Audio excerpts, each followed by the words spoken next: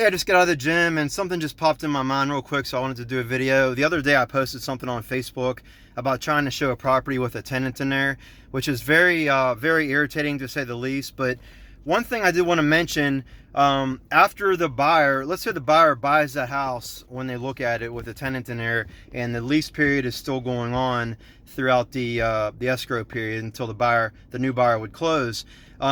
One thing that the buyer has is called equitable title. And what that means is the buyer has, in a sense, an ownership interest, ownership being in quotes, but they do have an interest in the property from a standpoint of they have to have the ability to perform any and all inspections without disruption, and it has to be completed within the time frame specified on the contract. So that means it could be kind of tough to do with a tenant that's currently there, and they may not be cooperative in trying to accommodate the buyer to let the inspector in, and that can be, an issue with trying to pursue closing.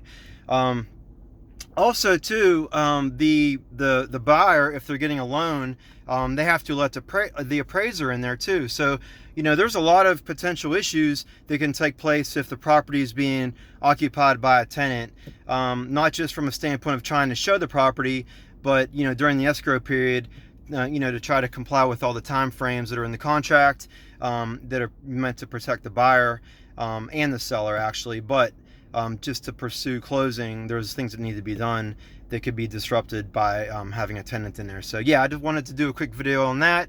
And anyway, I hope you guys have a great day, and thanks for watching.